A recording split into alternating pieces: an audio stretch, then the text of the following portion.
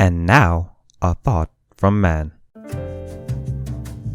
The Three Caballeros, a trio of birds consisting of Jose, the Brazilian macaw, Panchito, the Mexican rooster, and Donald Duck, a duck.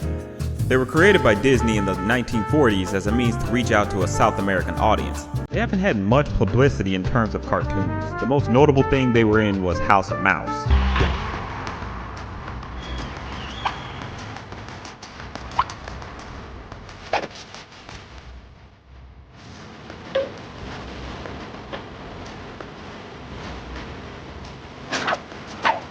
I am so glad that was just a joke.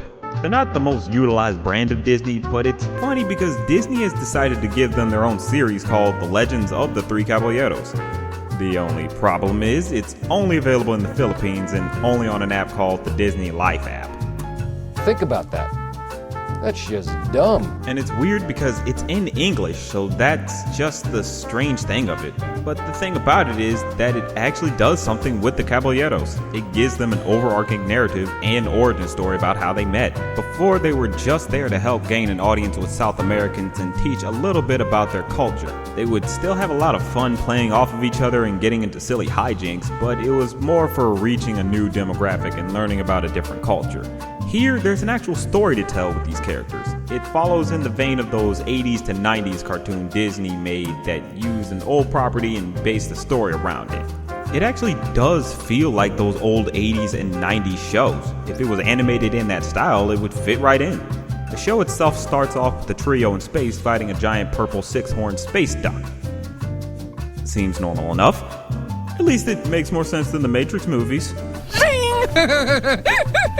But okay, that's just showing what happens at the end. The main idea of this series is that the Caballeros are descendants of heroes who sealed away a great evil in the past and traveled around with a woman named Xandra, and now the new generation must take their ancestors' place in sealing that evil again and freeing Xandra from her prison. Wow, these stories got everything! Action! Adventure! It's pretty simple in its setup, but ultimately, it's pretty nice. The Caballeros have a nice dynamic to them. They play off each other pretty well. Their antics still feel very timeless and just something that could easily, any generation could just find funny. And I think that's something that works to their advantage. The overall humor of the show kinda uses the basic sweet, harmless Disney humor from back in the day before...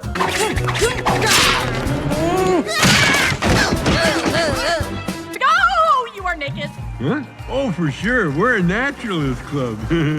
I have 3 Y chromosomes, 6 Adam's apples, pecs on my abs, and fists for nipples! Hi. Whoa! Disney stopped being sheltered. It's sort of akin to the House of Mouse shorts humor, which is innocent enough. It doesn't really do anything too over the top. It's just sweet, innocent, harmless fun, which no one can get mad at. The animation is done in Flash, but it looks fine. It's bright and colorful and even has some nice background work. The movements are a little wonky, but nothing offensive. It's honestly a very nice series. So why isn't this showing in other countries?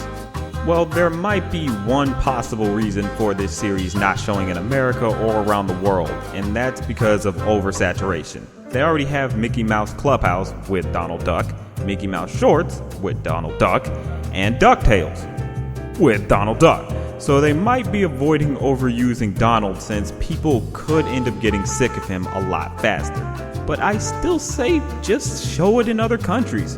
Recently, this series has garnered a lot of buzz and people have been demanding it, so there's clearly an audience that wants to see this series, so why not give them what they want? People have missed seeing the Caballeros, and I don't think anyone could get tired of seeing Donald Duck. So honestly, I say let the world see this show. But that's just a thought.